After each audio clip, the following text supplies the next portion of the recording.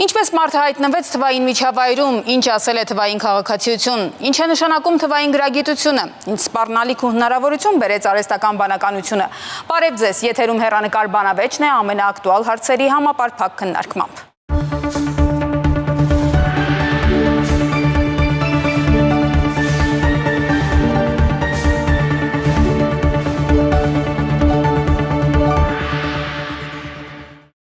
Տեղեկատվական տեխնոլոգիաների արհեստական բանականության արագ զարգացումը փոխում է մեր առօրյան մի կողմից հեշտացնելով այն, մյուս կողմից ստեղծելով նոր մարտահրավերներ։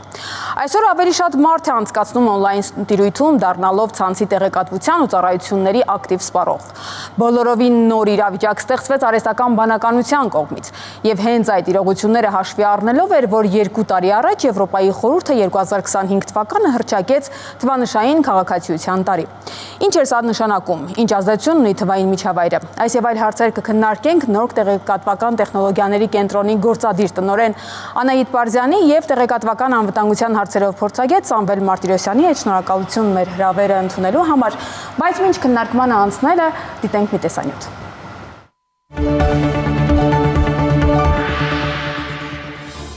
Երկուհազարականների սկզբին տեխնոլոգիաները մեր կյանքի մի փոքր մասն էին միայն, համակարգիչը աշխատանքի համար էր հեռախոսը զանգերի, տեղեկատվությունն էլ ստանում էինք թերթերի, հեռուստացույցի կամ ռադիոյի միջոցով։ Կարճ ժամանակ անց ամեն ինչ փոխվեց։ Թվանշային տեխնոլոգիաները սկսեցին սրընթաց ներթափանցել մեր առօրյա ու փոխել մեր կյանքը։ Սովորական մարդկանց կյանքում վարքագծային առաջին ամենամեծ փոփոխություններից մեկն առաջացավ, երբ մեր կյանք մտավ սոցիալական մեդիան։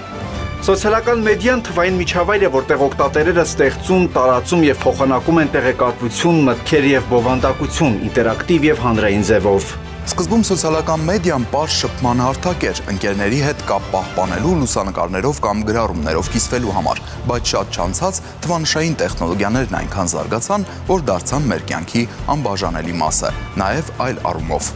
Այսօր շատ կիրառելի են հատկապես Facebook, Instagram, YouTube, TikTok, Twitter կամ X, LinkedIn, Telegram, WhatsApp, Viber, Messenger հարթակները։ Այսօր մարդիկ հաճախ տեղեկատվություն են ստանում, գնումներ են կատարում, բանկային գործարքներ են իրականացնում, դասերի մասնակցում եւ նույնիսկ աշխատում օնլայն միջավայրում։ Թվային դարաշրջանը մի նոր իրականություն ստեղծեց։ Արագության, մատչելիության ու թվային տեխնոլոգիաների զարգացման ֆոնին վերջին տարիներին տպագիր թերթերը աստիճանաբար փոխարինվում են նորությունների կայքերով։ Առցանց լրատվամիջոցները հնարավորություն են տալիս անմիջապես տարածել տեղեկությունը, թարմացնել բովանդակությունը եւ հասանելի լինել ամբողջ աշխարհում։ Այսպիսով մարդիկ ավելի ու ավելի շատ են սկսում ապրել օնլայն տիրույթում, որտեղ ոչ միայն ստանում են նորություններ, իրականացնում բանկային գործարքներ, կատարում գնումներ, այլև ստեղծում հարաբերություններ։ Բայց այս իրականությունը զերծ չէ ռիսկերից, թվային միջավայրի տարածման հետ միաժամանակ ավելացել են կիբերանվտանգության խնդիրներն ու անձնական տվյալների արտահոսքը։ Հաճախ ենք տեսնում հետևյալ օրինակը։ Օգտատերը ստանում են նամակ իբրև թե բանկից, որտեղ ասվում է, որ իր հաշիվը պետք է հաստատվի եւ խնդրում են մուտք գործել։ Օգտատերը սեղմում է հղման վրա, մուտքագրում իր գաղտնաբառը, չկասկածելով, որ կայքը կեղծ է։ Արդյունքում կիբերհանցագործները մուտք են գործում բանկային հաշիվ, դատարկում այն։ Հիմա ապատեղեկատվության տարածման մասին։ Սոցցանցերում հաճախ դժվար է դառնում տարբերել իրական տեղեկատվությունը կեղծից, իսկ երբ որոշումներ են կայացնում այդ տվյալների հիման վրա, հետևանքները շատ ավելի լուրջ են լինում։ Օրինակ, պատերազմական շրջանում տարածվում է 10 տարի առաջվա պայթյունի լուսանկար, իբրև նոր հարձակման հետևանք, ինչն էլ մարդկանց շրջանում առաջացնում է հավելյալ լարվածություն ու խուճապ։ Փոփոխությունների նոր սկիզբ դարձավ արհեստական բանականությունը, ներգրավվելով գրեթե բոլոր ոլորտներում։ Այն այլևս գիտաֆանտաստիկ ֆիլմերի թեմա չէ, արհեստական բանականությունն արդեն մեր կողքին է, օգնում է ավտոմատացնել բարդ գործընթացներ, գրել տեքստեր, թարգմանել, առաջարկել երաժշտություն կամ սերիալներ, վարել մեքենա եւ նույնիսկ հայտնաբերել հիվանդություններ։ Այս ամենից զատ արհեստական բանականությունը նաև մտահոգությունների տեղիք է տալիս։ Օրինակ, ինչպես է այն ազդելու աշխատաշուկայի վրա, արդյոք կանհետանան որոշ մասնագիտություններ, ինչպես վերահսկել այս ամենն ու պաշտպանել անձնական տվյալները։ Մասնագետների գնահատմամբ թվանշային տեխնոլոգիաներն ու արհեստական բանականությունը հնարավորություն են տալիս ստեղծելու ավելի արագ, հարմար ու առաջադեմ կյանք, բայց ըստ նրանց դրանց կիրառումը պահանջում է խելամիտ ու պատասխանատու մոտեցում։ Մի մասն էլ կարծում է, որ այս դարաշրջանում պետք է ոչ միայն տեխնոլոգիաներ զարգացնել, այլ նաև մարդկային մտածողություն, քննադատական ընկալում եւ թվային գրագիտություն։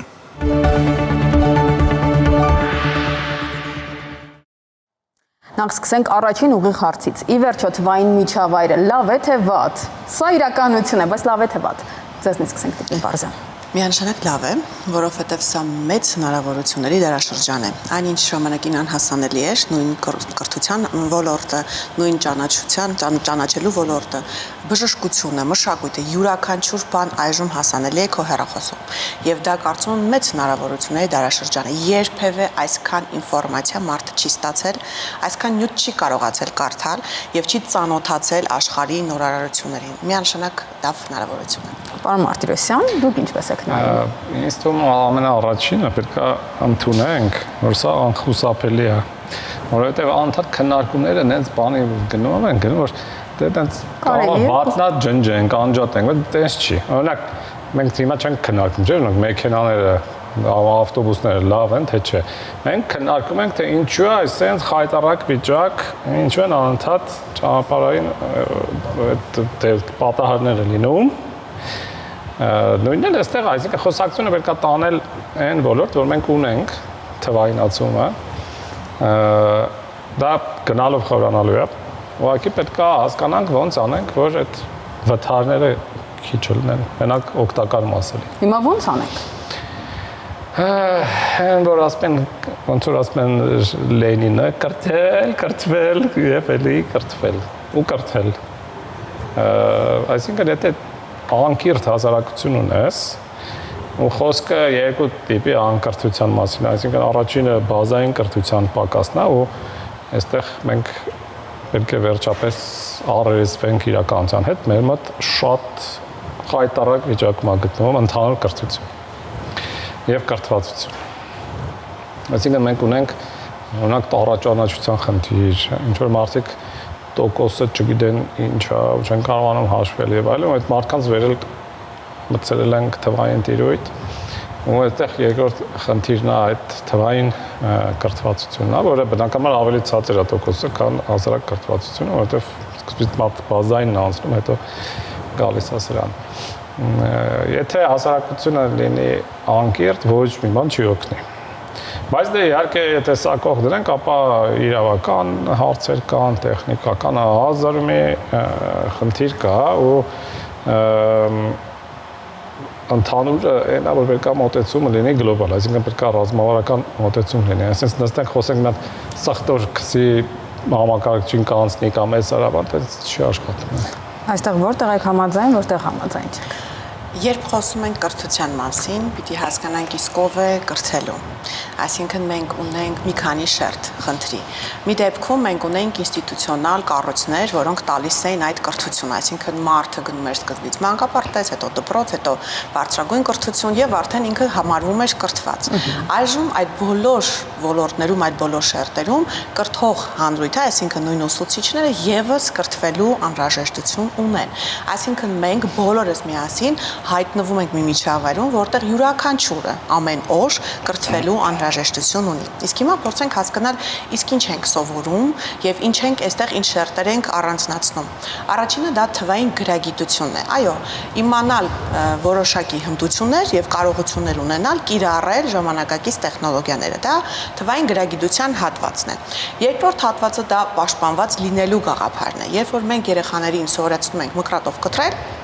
կամ օգտվել դանակից, մենք բացատրում ենք, որ նույն դանակից կարելի է օգտվել եւ կարակ կտրելու համար եւ մարդ սպանելու համար եւ երկու դեպքում էլ ինքը վտանգավոր է։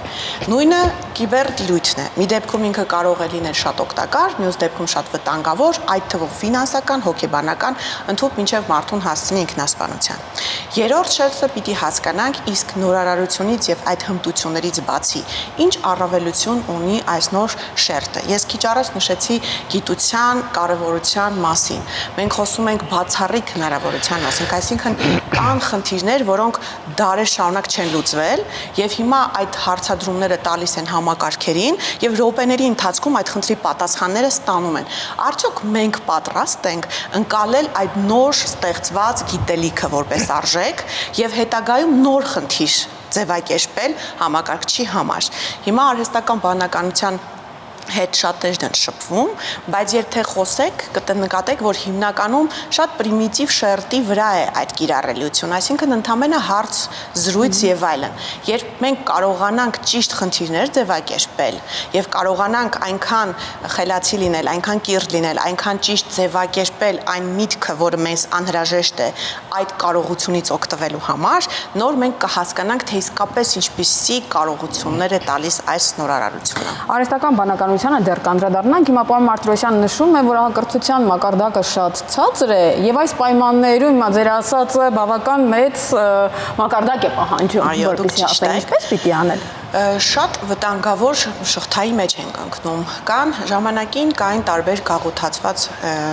քաղաքական համակարգեր եւ մի հասարակությունն ավելի զարգացած էր, գաղութացնում էր մյուս հանրույթին եւ կարողանում էր օգտակար հավելյալ արժեք ստանալ։ Տեխնոլոգիական առաջընթացը չի բացառում դա եւ տեխնոգաղութացումը հաջորդ շղթան է։ Եթե հանրույթը չգիտակցի իր ինքնակրթվելու կարողության անհրաժեշտության փաստը եւ չկարողանա կիրառել կամ համակարգային կամ անհատական մակարդակի այդ առավելությունները, հաջորդ փուլը տեխնոգաղութացման զոհ դառնալն է կամ հենց գաղութացման անդամ լինելն է։ Դրա համար կարող է լինել ազգային մակարդակի, կարող է լինել պետական որոշակի սեկտորի մակարդակի կամ անհատական, մեզնից յուրաքանչյուրը ամեն օր մի քանի ժամ անց է կացնում համակարգչի կամ հեռախոսի առջև, էկրանի առջև պիտի հարց տա։ Իսկ ինչ ես այսօր իմացա, սովորեցի եւ ինչպես դա կարող եմ օգտագործել մոնետիզացնելու համար եւ իմ կյանքը ապահովագրելու համար։ Այդ թվում նաեւ աշխատանքային մրցունակությունը, առողջությունը, հանգստությունը հոգեկան եւ այլն։ Այսինքն մենք ընկել ենք մի շղթայի մեջ, երբ ինքները սպառելով անվճար ժամանցի հնարավորությունները ինտերնետային հոսքի մեջ դառնում ենք ապրանք, որովհետև երբ որ մենք սպառում ենք եւ չենք վճարում ապրանքի դիմաց, մեր դիտելիությունը, մեր ամեն անգամ ինչ որ բան սեղմելը, լայք եւ այլն, դա եւս գեներացնում է որոշակի տրաֆիկ եւ այդ կառույցները, որոնք որ մեզ այդ ժամանցի եւ զվարճանքի մեջ են պահում, իրենք դրանով ավելի զարգանում են, ավելի լավ են սկսում մեզ թիրախավորել, մենք դառնում ենք իրենց ապրանքը, պրոդուկտը, որը որ կիրառվում է, դա էլ է գաղութացում։ Այսինքն ոչ միայն բարձրադիր աշխատանքի մասով, այլ նաև արժեք չստեղծելով ուրիշի հարստության մի մասը դառնալու մեխանիզմի մեջ մտնելն է։ Շատ բարձր գիտակցություն պահանջող աշխատանք եք պահանջում։ Հիմա պարոն Մարտիրոսյան, այստեղ հնարավոր է դրան հասնել թե ոչ։ Ինչպես։ Տեսեք, ոնց որ ասած, պատմությունը այտենց հարց չի տալիս։ Եթե դու ասում ես հնարավոր չի, ինքը պարավոզի պես կողքով անցնում գնում, դու կանգնած նայում ես ուր ես դու, ինչ ես եւ այլն։ Հիմա փաստ է, որ վերափոխվում է ամեն ինչ։ Տնտեսությունը, քաղաքական մասը մի բան, բայց տնտեսական հարաբերությունները, ֆինանսական հարաբերությունները, այս ամեն ինչը փոխվում է, շատ արագ է փոխվում, ընդ որում մենք գտնվում ենք այն շատ նեղ լուֆտի մեջ, երբ որ փոքր երկիրը, փոքր հասարակությունը կարող է մտնի ու դառնա գործոն։ Եթե մի քիչ սպասենք, այլ մենք դառնալու ենք գաղութ։ Այսինքն արդեն դրա եզրին ենք գտնվում, բայց այսօր դեռ կա հնարավորություն, որպեսզի օրինակ այդ հասարակությունը դարձվի ավելի կիրթ։ Ձևեր կան, օրինակ Ֆինլանդիան, որը ամենաեվրոպայի հետամնաց պետությունն էր, որ ժողովուրդը հասարակությունը 50-ականներին ամբողջ ջանքերը համահասարակական, անֆինանսական դրեցին, կրթությունը բարձրացրեցին ծայրահեղ բարձր մակարդակի, ու այսօր հիմա շատ ուրիշ դիրքում են գտնվում, հա։ Դա ընդհանուր զարգացումն է, բայց նաև կա ոլորտային զարգացումներ, նույն արհեստական բանականության մշակումները եւ այլն, այդ ամեն ինչը որ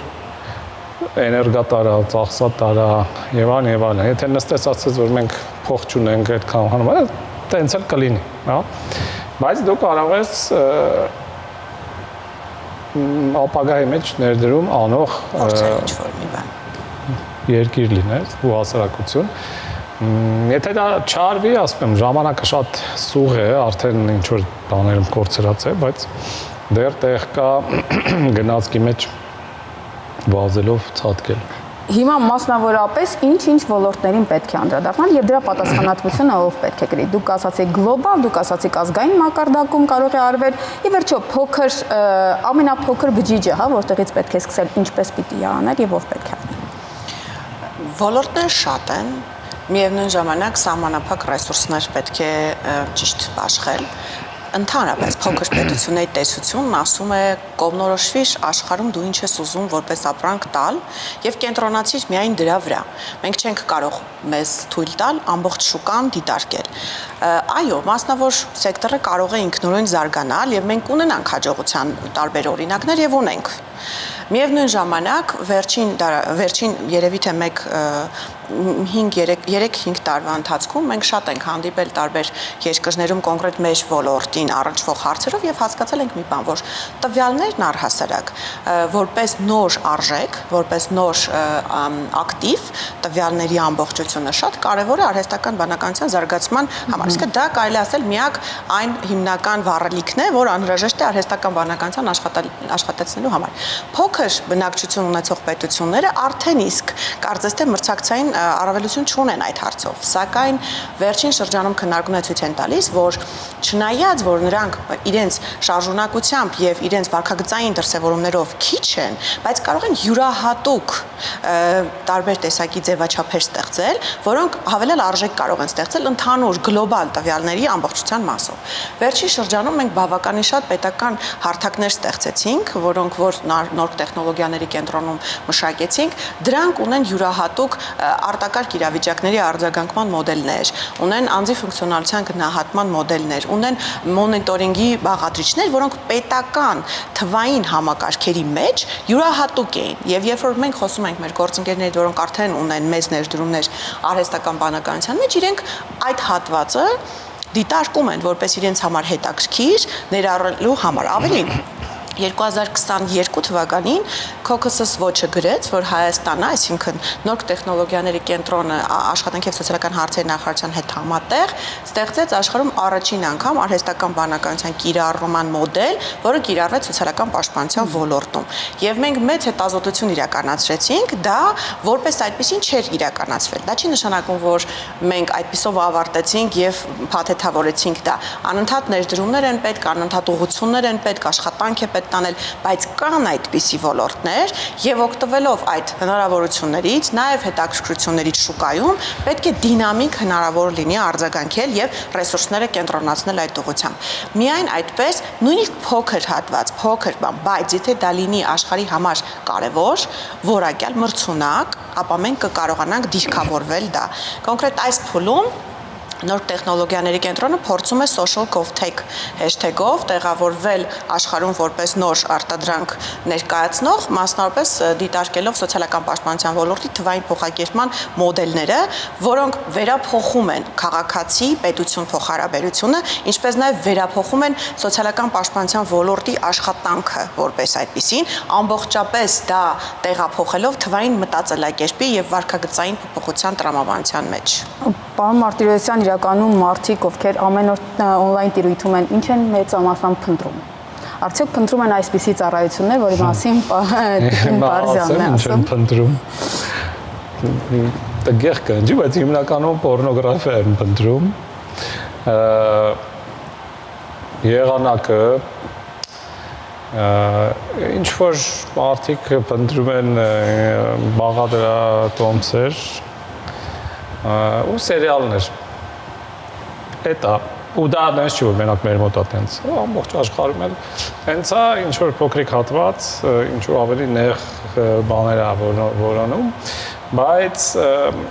հարց են անում որ զարգացման համար դու այդ փոքրիկ հատվածի վրա պետք է հիմնվես եւ օրինակ դու կարող ես որպես երկիր օրինակ գիտական հետազոտությունները խրախուսես, որտեղ այն ոլորտն է, որը ամբողջ աշխարհում քիչ է, sense tenants, ու ամբողջ աշխարհում պակաս կա ֆինանսավորման, բայց Հայաստանում այդ պակասը ուղղակի կատաստրոֆիկ ինչ որ տիեզերական մակարդակներ է, ու մենք անդադ խոսում ենք, որ 14%-ով ավելացվել է գիտության ֆինանսավորում, туզիմ 27%-ով ավելացել։ Ես ձեզ հավաստիացնեմ, որ այդպես փիծի ձևերով ոչ մի բան չի լինի, պետք է օրինակ 900%-ով ավելացնես։ Պլյուս մենակ քանակը չէ, այլ որակապես, այսինքն պետք է ինչ-որ բաներ, որոնք որ sense մտնում ես ու զգում ես այն սովետի, որոնք 27 թվականի հոտեր են գալիս, չէ՞, ինչ որ տենց այդ պետք է փակես, պետք է երիտասարդացնես այդ ոլորտը եւ այլն։ Այսինքն իրականում պետք է շատ կտրուկ ցավացնող մեթոդների դիմել, ասենց քնած 17% ավելացնելով, 14% պակասացնելով։ Շատ լավ։ Հիմա մենք լսենք քաղաքացիներին, որոնք խոսել են այդ վախերի, վտանգներից, հնարավորություններից, նաև թե իրենք ինչ են սպառում։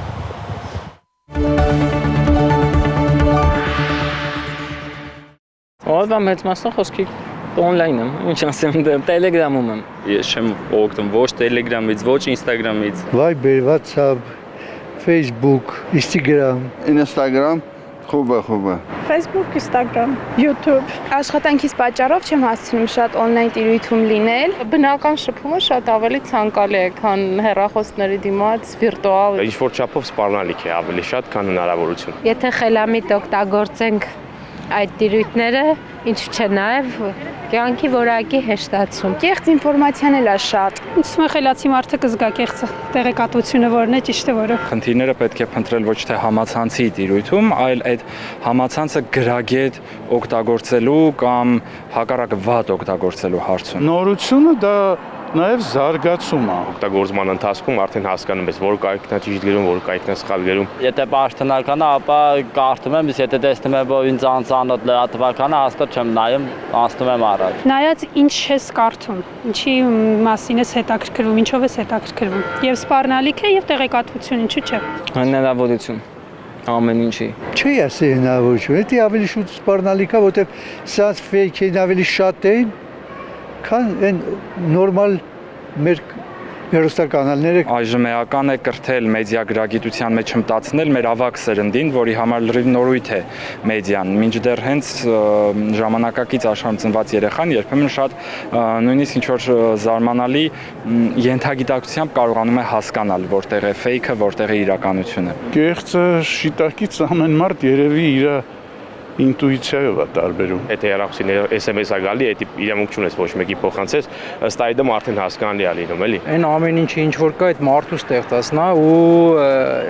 մարդն է все-таки նույն AI-ին ինքը կառավարելու։ Արհեստական բանականության մասին հստակ խոսել դեռ վաղ է, որովհետև պետք է լրջագույնս ուսումնասիրել այդ հարցը ու պետք չէ շատ արագ հմայվել ու դա դարձնել իրապես մեր կյանքի հիմնական մաս ու առյուծի բաժին տալ իրեն մեր որոշումների կայացման հարցում։ Գիտեմ, որ տենց լավ բաներ կա, հարցեր ես տալի, դաժե պատասխանում է, լսել եմ սա։ Լավ է, որ զարգանում է այդ ամենը կոնկրետ մեր երկրում, բայց մի այլ կողմից նայելով չարիք է նաև, որովհետև շատ կան արհեստական բանականության զոհեր հենց մարդիկ։ Մեր գիտությունը զարգանում է վայրկյանների ընթացքում, բայց ուղեղը կարողանում է զարգանալ մոտ 10,000 տարվա ընթացքում, այսինքն ուղեղի էվոլյուցիայի առումով մեր ուղեղը դեռևս քարե դարում է, դեռևս 10,000 տարի առաջ է եւ աշխատում է շատ պարզ ինստինկտներով։ Չի կարա իմ կարծիքով AI-ն այն գործիքակազմը լրիվ ունենա, ինչ որ կարա ասենք մարդը։ Շատ վտանգավոր է 10,000 տարի առաջվա, քարե դարի մարդու ուղեղին, որը դեռ ունի հսկայական ճանապարհ ադապտացվելու է սանջին, պարտադրել արագ դոֆամին, պարտադրել վտանգներ, պարտադրել արհեստական բանականություն, դա պետք է անել աստիճանաբար, դա պետք է անել խելացի, վերահսկողությամբ, ոչ դա պետք է դեմոնիզացնել ու դրանից տոտալ հրաժարվել, ոչ էլ պետք է այնքան հմայվել դրանով, որ իրականությունը տուժի։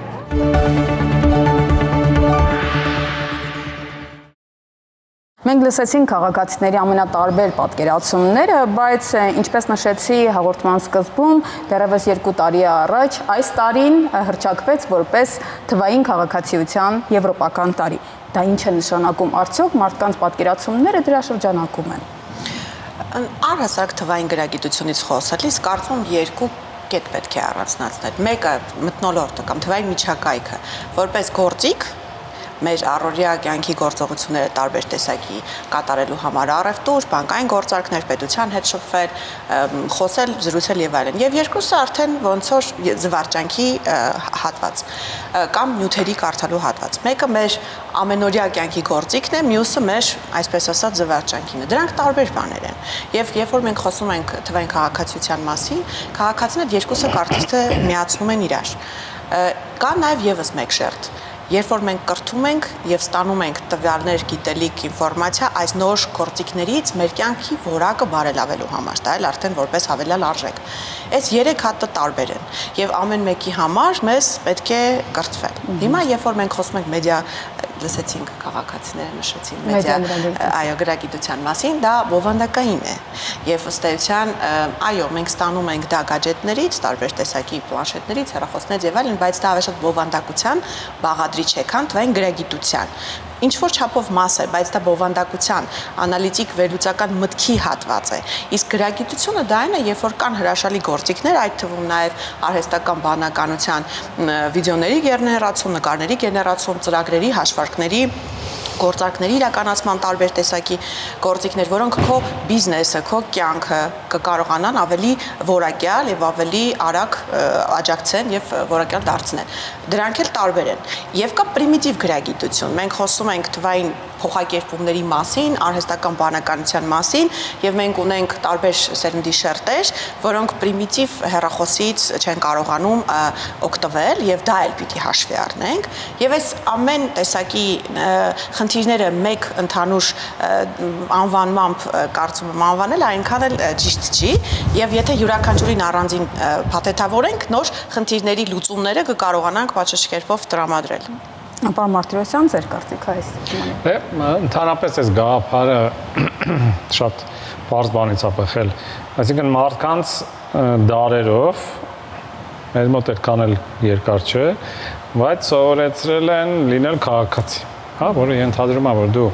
պատասխանատու ես, օրենքները գիտես, մասնակցում ես հասարակական կյանքում, ընտրությունների ես մասնակցում եւ այլն, ու գիտես, որ դու մասն ես հասարակության։ Այս թվային գործիքները որ եկան, առաջացան ինչ-որ խզումներ, որտեղ օրինակ ինչ-որ մարդիկ վիրտուալն ու իրականը չեն կարողանում տարբերել, ինչ-որ մարդկանց տանում է ու էլ հետ չի բերում, իսկ դա այդ ամեն ինչը նաև երկրի համար պրոբլեմ է։ Այսինքն, երբ որ դու ունես օրինակ հասարակության ինչ-որ հատված, որ խաղամոլ է ու ինքը այդ գործիքները ունի ահռելի քանակի ու շատ հեշտ, հա, դու բերում ես իրավիճակի, երբ որ օրինակ տուժում են ընտանիքները, երբ որ ֆինանսները արտահոսում են երկրից դուրս, հա, ինչ որ մարդիկ դադարում են լինել քաղաքացի, որովհետև խաղ են խաղում ամբողջ օրը եւ այլն։ Այսինքն, եթե դու չես բերում գիտակցությանը, որ թվային տիրույթն է իրականի ինչ-որ մի մաս ու որպես քաղաքացի նաև այդտեղ պետք է լինես պատասխանատու, նաև դու կարող ես լինել ակտիվ քաղաքացի, օգտագործելով այդ գործիքները, թվային գործիքները ոչ միայն ոնց որ զվարճանքի համար են, դա նաև քո ակտիվ քաղաքացի լինելն է, դու կարողանում ես օրինակ արագ համախմբել այն ինչ որ առաջ հնարավոր չէր, այսինքն եթե ինչ որ մի խնդիր կար ընդհանրենք բնապահպանական, կարող է ամիսներ, տարիներ տևեր, մինչև այդ հարցը բարձրացվեր, հիմա շատ արագ մարդիկ կարողանում են համախմբվել ու մեկ-մեկ այդ հարցերին ինչ որ լուծում տալ հենց շնորհիվ թվային գործիքների։ Այսինքն հարցը հենց նրանում է, որպեսզի դու կարողանաս որպես երկիր, որպես հասարակություն ինտեգրես թվային հենց քաղաքացի լինելու այդ գաղափարի մեջ ու օգտագործես այդ գործիքները հոգուտ համ քաղաքացու, համ ամբողջ հասարակությանը եւ հակառակը փորձես նվազեցնել այն վտանգները, որտեղ ամեն մարդ կարող է նաեւ վնաս տա իր համակարգացիներին, հենց նույն մեդիագրագիտության հարցում, հա, այսինքն երբ որ մարդ նստած ինչ իրան ուղարկում են, կատարյալ հեշտություններ ուղարկում են ու ինքը WhatsApp-ով բոլոր ընկերներին ամբողջ օր նստած շեյր անում ու դառնում է ինչ որ մի հատ ֆեյքերի տրանսլատոր, ինքը վատ թվային քաղաքացի է, որովհետև մեդիագրագետ չի եւ ապատեգատվության իդեալական տարածողը։ Այ ինչպիսին պիտի լինի իդեալական մեր քաղաքացին, հա, թվային քաղաքացին։ Ինչ պիտի իմանա։ Գիտեք, փոխվել է պետություն քաղաքացի հարաբերությունները։ Այժմ ծառայությունների մատուցումը քաղաքացու համար շատ հասանելի է մասնավոր հատվածից, ընդ որում ոչ միայն պետության ներսում, այլ նաև երկրից դուրս, սահմաններից դուրս։ Դու կարող ես ցանկացած տեսակի ծառայություն ստանալ գլոբալ։ Եվ ինչքան լավն է, ինչքան հաճելի է եւ հեշտ է այդ ծառայություն ստանալ, այնքան դու սկսում ես սովորել այդպիսի ծառայության որակի։ Եվ հետո երբ վերադառնում ես արդեն քո իրականություն ու հանկարծ դու առնչվում ես որպես քաղաքացի տարբեր պետական ծառայությունների հետ եւ չես հավանում որակը, արագությունը, տվյալների ճշտությունը եւ այլն, եւ ինչ որ մի սենյակից մյուս սենյակ թուղթ ես սկսում տանել, դու սկսում ես որպես քաղաքացի նյարդայնանալ, որովհետեւ դու արդեն սովորես արագ գործընթացների թվային միջավայրում։ Եվ այստեղ արդեն հարց է առաջանում, ինչպիսի ծառայություններ պիտի տա պետությունը, որպեսզի հարաբերվի 21-րդ դարի ակնկալիքներն ունեցող թվային քաղաքացու հետ։ Սա շատ դինամիկ միջավայր է եւ երբեմն չեն հասցնում պետական տարբեր հարթակներ այդքան արագ զարգանալ եւ այդքան արագ վերափոխվել քաղաքացու ակնկալիքներին համահունչ։ Բայց փոփոխությունները շատ արագ են տեղի ունենում ոլորտային տեսակետից։ Մենք հակառակը փորձում ենք մեր ոլորտի հարթակները դարձնել մասնավոր սեկտորի նման։ Ինչ է դա նշանակում։ Շատ դեպքերում մենք տեսնում ենք նույն թուղթը, բայց էլեկտրոնային տարբերակով, բան չի փոխվել։ Դու պետք է նորից դաունլոդ անես, ստորագրես, ափլոդ անես ու ուղարկես։ Եվ կա դրա թվային տարբերակ։ Դրա համար երբ որ մենք փորձում ենք գնահատել որևէ ծառայության որակը, մենք ինքներս մշակել ենք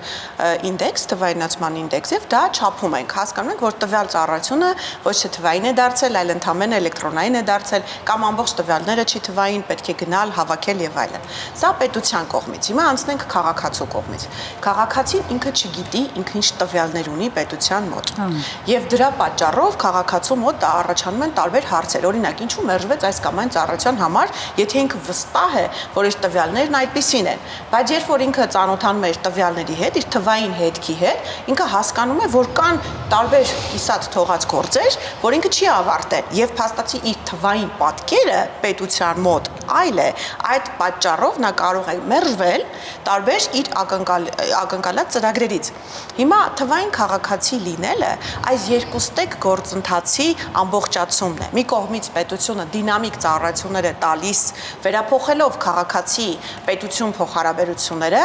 դրանով իսկ ցույց տալով թափանցիկություն, հասանելիություն եւ ներառականություն։ Ինչի՞ ես երեքն եմ նշում, որովհետեւ թափանցիկ են բոլոր այն գործընթացները, ինչը թվային տիրույթում կարելի է թվային հետագծով ֆիքսել։ Ներառական են, որովհետեւ մենք օրինակ հիմա ինտեգրում ենք նաեւ կոնկրետ թիրախային խմբերի համար գույություն ունեցող մարդկանց համար, շարժողական խնդիրներ ունեցող մարդկանց համար, որպեսզի իրենք կարողանան on-line դիմել, այլ ոչ թե պարտավորված լինեն ֆիզիկապես այցելել որևէ գերատեսչություն եւ մատչելի ու հասանելի են, որովհետև ծառայության համար թվայնացման մոդելով պետությունն ավելի քիչ ծախս է անում մոդելի վրա, քան եթե անհատական ծառայությունների մատուցում լինի։ Բայց քաղաքացու կողմից էլ անհրաժեշտ է այս ամենի այլ կողմի պատասխանատվություն եւ տվյալների բյուրեղացում, որպեսզի կարողանանք տվյալների հիման վրա տվյալահեն որոշումներ կայացնենք։ Պարոն Մարտիրոսյան, դուք բավական ժամանակ հետևում եք մարդկանց վարքագծին on-line տիրույթում, հա, այսպես արդյոք կարողանում են այդ բյուրեղացումը ապահովել։ Ինչպիսի տվյալներ են ապահովում on-line տիրույթում։ Իրական այդ ամեն ինչը շատ դանդաղ է գնում, կարծում եմ, եւ տեսեք, օրինակ, մեզ մոտ արդեն բավականին շատ բաներ թվայնացված են, բայց հասարակության անդամները տեղյակ չեն ու չեն օգտվում։ Պետությունն էլ չի անընդհատ դա ցույց տալիս եւ այլն։ Ամենապրիմիտիվ օրինակը անձնագրի էս որ պետք է բան անես էլի on-line հերթ գրանցված այո։ Ես ծախսել եմ բավականին շատ ժամանակ մինչև գտել եմ դա, որովհետեւ ինչ-որ անտրամաբանական տեղեր են գտնում, ինչ-որ միգրացիայի հետ կապված։ Ես սկզբից գտա, հետո ասի երևի սխալվել եմ, որտեղ ես ոնց որ միգրացիայի չեմ ենթարկվել ու չեմ էլ պլանավոր ենթարկվեմ, հուսամ, բայց հետո էլի հետ եկա, որտեղ ուրիշ տեղ չգտա եւ այլն։ Այսինքն իրականում խնդիրները երկկողման են։ Մի կողմից հասարակության ինչ որ հատվածների մոտ կա նույնիսկ հոգեբանական վախ, որ եթե շոշափելի չի, ուրեմն չկա, գրանցվեցիր, բայց քեզ ինչ որ ծոցա չի ասել բիգուձիներով, որ այս օրը կգաս խփել ու տվել, ուրեմն երևի կարող է գնամ ասեն խի ես եկել, որտեվ օդ է, ինչ որ Մարդիկ չեն հավատում, որ են։ Գիտեք, մինչև հիմա բավական ինչ-որ հատված կա, որ աշխատավարձ ստանում է բանկոմատից հանում է, որովհետև շոշափելի չի, ուրեմն չկա։ Մյուս կողմից պետությունը չի կարողանում այդ ամեն ինչը ոնց որ թե ինչ-որ հիմա սպասվում է ինչ-որ մեծ փոփոխություններ, բայց այս պահին դա կծկտուր ինչ-որ պրոցեսներ են, մեկ մյուսի հետ չկապակցված շատ հաճախ զգում ես, որ պետությունն էլ չի վստահում ինքն իրան, օրինակ հաշվապահական այս հարցերում, էլեկտրոնային է, բայց ամեն ինչ թղթով պահում են, այսինքն իրականում գործը կրկնակի է դարձել, պետք է թվային ոնց որ քչացնի գործը, բայց ամեն ինչ անում են հենց հանես, որտեվ շարից հեռու, բավոր գան ուզեն եւ այլն, ու ստացվում է, որ հակառակ էֆեկտ է տալիս այդ ամեն ինչը։ Հիմա ես առաջարկում եմ նաև լսել այլ փորձագետների կարծիք, ու հնարավորություն ենք ունեցել լսելու։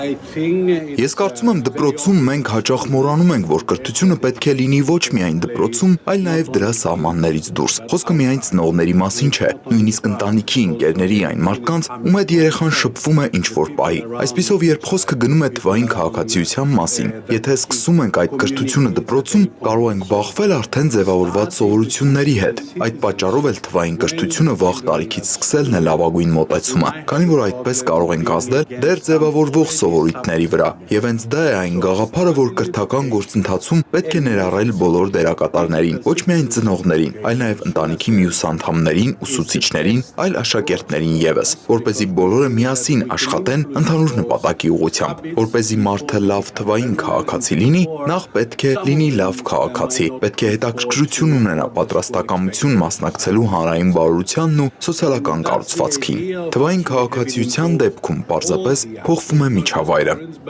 Թվային միջավայրում պետք է զգոն լինենք եւ հասկանանք, որ երեխաները, երիտասարդները, հատուկ կարիքներ ունեցող մարդիկ, ինչպես նաեւ տարեցները ամենախոցելին են տեխնոլոգիաների եւ թվային աշխարհի համատեքստում։ Ուստի մեզնից պահանջվում է առավել մեծ ուշադրություն դարձնել նրանց, ուղեկցել այն ամենում, ինչով նրանք զբաղվում են առցանց, եւ օգնել նրանց զարգանալ այդ տարածքում շատ հաճախ ավելի, քան մյուսներին։ Այնուհետև պետք է գիտակցենք, որ տեխնոլոգիական ընկերությունները, որոնք ստեղծում են սոցիալական մեդիայի հարթակներ կամ վիդեո խաղեր, օգտագործում են այսպես կոչված տեխնոլոգիական գործընկերների մեխանիզմներ, որոնք մեզ կախված են դարձնում էկրաններից առցանց աշխարհից։ Սա մի բան է, որի մասին բոլորս պետք է տեղյակ լինենք, բայց հատկապես կառավարությունը պետք է սա գիտակցի եւ փորձի կարգավորել։ Մարդկության լավագույն կողմերը նույնպես առկա են թվային աշխարհում, բայց այստեղ է նաեւ ամենավատը, ուստի մենք բոլորս պետք է տեղյակ լինենք առկա ռիսկերից հնարավոր վնասը նվազեցնելու համար, հատկապես այն խոցելի խմբերի նկատմամբ, որոնց արդեն նշեցի։ Մենք խոսում ենք առցանց ռիսկերից, մասնավորապես այն մասին, ինչ մենք անվանում ենք 5C։ Դրանք վերաբերում են կապին, առևտրին, վարքագծին, բովանդակությանը եւ հեղինակային իրավունքներին։ Սրանք այն 5 հիմնական ռիսկային կատեգորիաներն են, որոնց կարող են ենթարկվել ինչպես երեխաները, այնպես էլ մեծահասակները։ Բայց երեխաները հատկապես խոցելի են, քանի որ ամբողջությամբ զարգացած չէ նրանց էմոցիոնալ դաշտը, եւ նրանց արձագանքները հաճախ ավելի էմոցիոնալ են, քան ռացիոնալ։ Մենք կոչ ենք անում մարդկանց մտածել մի 4 սոտանի աթոռի օրինակով։ Ամեն ոտքը ներկայացնում է տարբեր մոտեցում՝ կանոնակարգային մոտեցում, ծնողական մոտեցում, կրթական մոտեցում, տեխնոլոգիական մոտեցում։ Եթե խնդիրը փորձում ենք լուծել միայն մեկ ճանապարհով, ապա այն կարող ենք ձախողել, բայց եթե գործ ունենք բազմաշերտ մոտեցման հետ, ապա նույնիսկ մեկ մեխանիզմի անհաջողության դեպքում մնացածը կարող են աջակցել եւ ապահովել համակարգի կայունությունը։ Հետաքրքիրն այն է, որ տարեցները նույնպես շատ խոցելի խմբում են։ Նրանք հեշտությամբ վստահում են, հակված են հավատալ այն բովանդակությանը, որը տեսնում են առցանց։ Այսպիսով այն 5C-երը, որոնց մասին ես խոսում էի, վերաբերում են ոչ միայն երեխաներին, այլ նաև տարեց քաղաքացիներին, որպեսզի նրանք եւս պաշտպանված լինեն թվային միջավայրում։ Նրանց համար եւս անհրաժեշտ են հատուկ կրթական ու պաշտպանական մեխանիզմներ։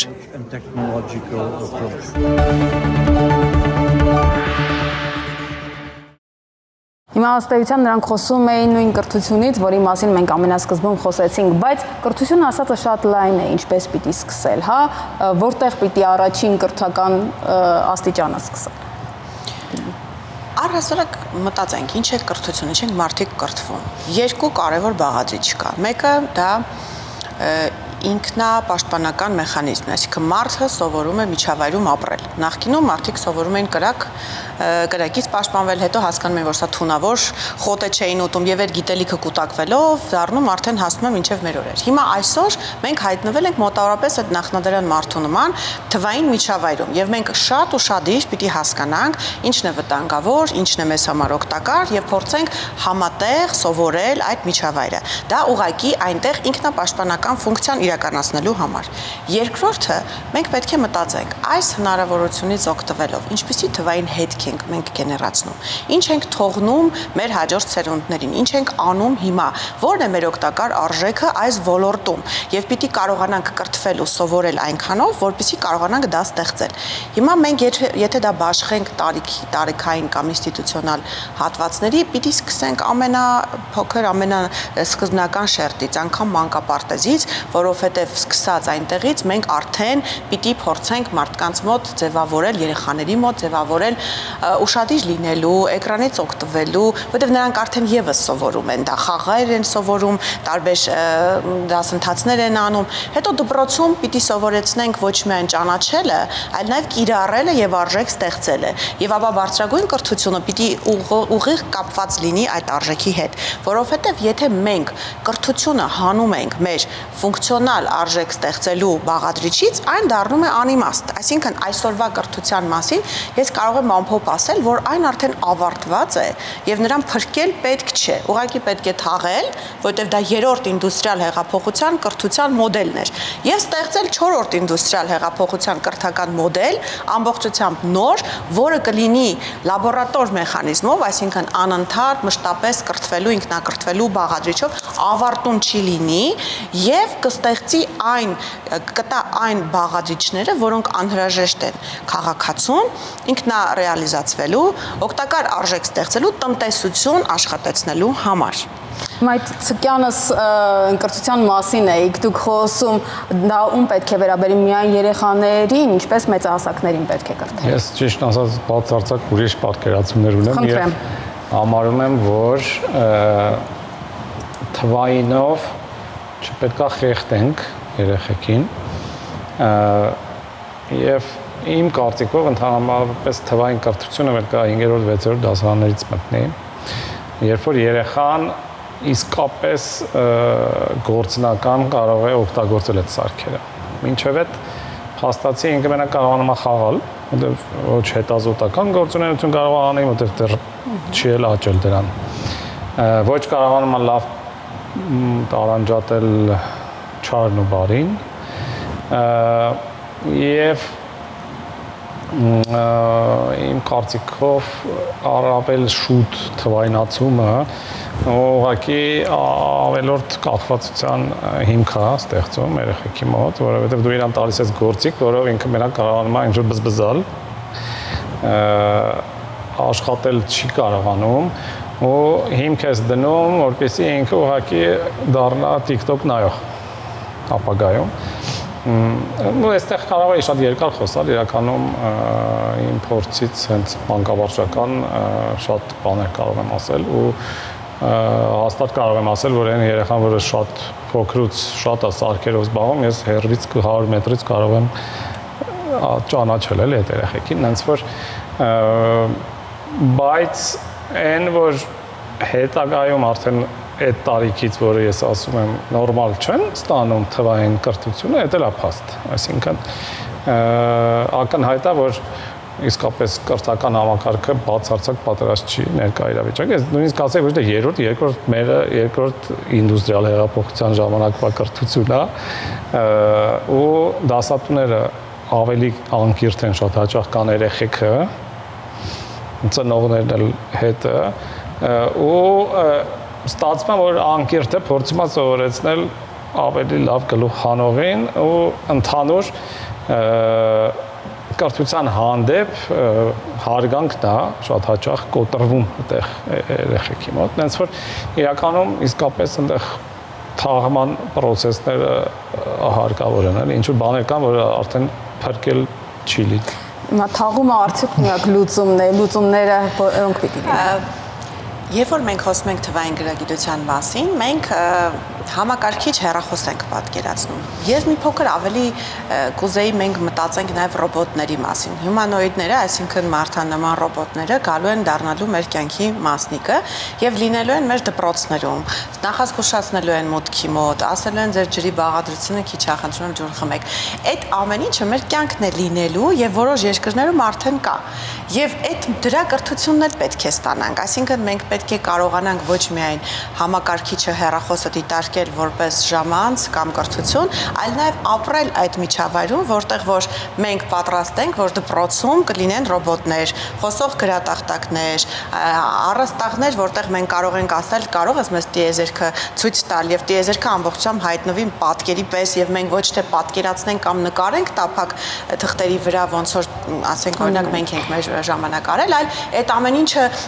ամբողջությամբ տեսնենք, անգամ մեծ թվա թե կարող ենք դիպչել կամ շոշափել, այսինքն կրթության հնարավորությունը ժամանակակից տեխնոլոգիաների ինտեգրման շատ ավելի մեծ հնարավորություն է տալիս, քան միայն հեռախոսն ու համակարգիչը։ Այդ տրամաբանությունը մենք դեռևս չենք կարողանում կիրառենք։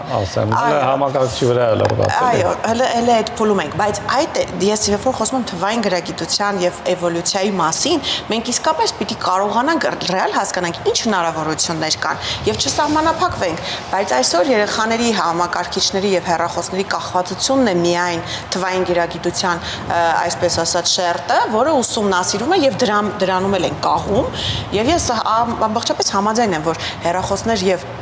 համակարգիչների վրա կամ մանկապարտեզում շատ ավելի վաղ թվային կրթություն դաստիարակելը այդ տրամաբանությամբ վաղ է, որտեղ երեխան դեռ ինքնակազմակերպման փուլ պիտի անցնի, բայց ինտեգրելը նոր տեխնոլոգիաները որպես նոր կյանքի միջավայր շատ կարևոր են։ Եվ սրա մեջ է, որ այդ համատեղ աշխատանքը նայեք հիմա կան արհեստական բանականության գործակալներ, AI agent-ներ, որոնք կարող են թվային ընկեր դառնալ եւ երեխաները կարող են հաղորդակցվել, այսինքն երեխաներին իրենք կարող են ուղղորդել, կարող են ուսումնասիրել նրանց վարքագիծը եւ որոշակի գործողությունների մասին ուղղորդել կամ հանգստացնել, ընկերանալ։ Դրանք օրինակ մեկուսացված երեխաների համար շատ հետաքրքիր գործիք կարող են լինել, անընդհատ հոգնող, բայց դասընթացները որ պետք է անի եւ իրեն ուղղորդող է պետք, նույնիսկ տյուտորներ որպես կարող են կիրառվել այդ գործիքները։ Մենք դրա մասին չենք խոսում, որովհետեւ մեզանում դեռևս լայն տարածում դրանք չունեն, բայց ուզում եմ որպեսզի թվային գրագիտության մասին խոսելիս իսկապես լայն հնարավորություններ եւս դիտարկենք, որպեսզի կարողանանք ինտեգրել։ Ձեր առաջարկած լուծումները։ Ընդհանուր, ոնց փրկվել։ Այս կողմից, այո։ Առաջարկված լուծումները նրանում են, որ ասեմ ձեզ, երբ որ մենք խոսում ենք կրթության մասին, մենք ամենակարևոր բանի մասին չենք խոսում։ Տեսեք, երբ որ դուք տուն եք սարքում, մենք օրինակ Երևանում ու ոչ միայն Երևանում, հիմա հաճախ տեսնում ենք, չէ՞, ճարտարապետությունը, որը ուղղակի ոնց որ գիշերային մղձավանջ լինի, ինչ որ իրար վրա անիմաստ շարած բաներ են։ Իսկ լավ ճարտարապետը կամ օրինակ Թամանյանը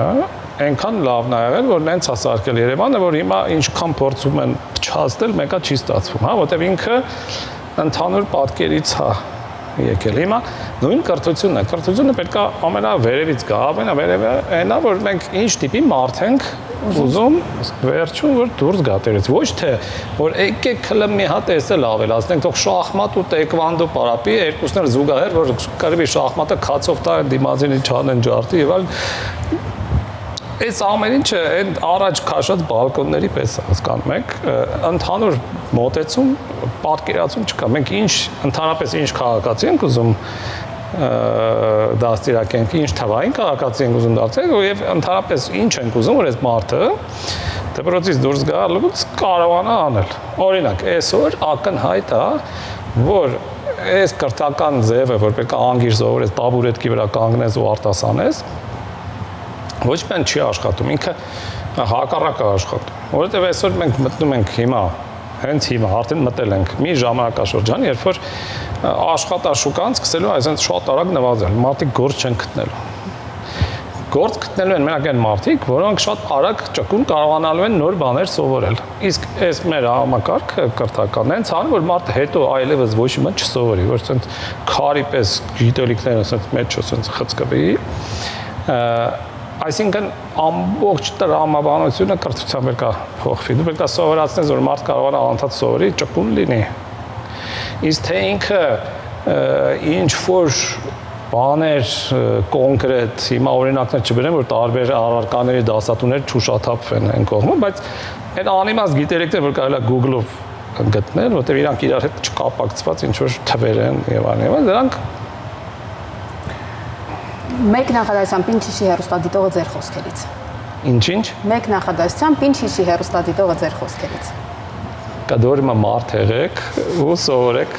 նաև նոր տեխնոլոգիաները։ Ինչ հիշի հեռուստադիտողը ձեր խոսքերից մեկ նախադասությամբ։ Ինչ կարող եք տալ հանրությանը, ինչ օգուտ կարող եք տալ թվային միջավայրում հանրությանը։ Մտածեք ու աշխատեք այդ ուղղությամբ։ Շնորհակալություն Տիկին Պարզյան, շնորհակալություն պարոն Մարտիրոսյան։ Ես հիշեցնեմ, իմ զրուցակիցներն էին Նորք տեխնոլոգիաների կենտրոնի գործադիր տնօրեն Անահիտ Պարզյանը եւ տեղեկատվական անվտանգության հարցերով փորձագետ Սամվել Մարտիրոսյանը։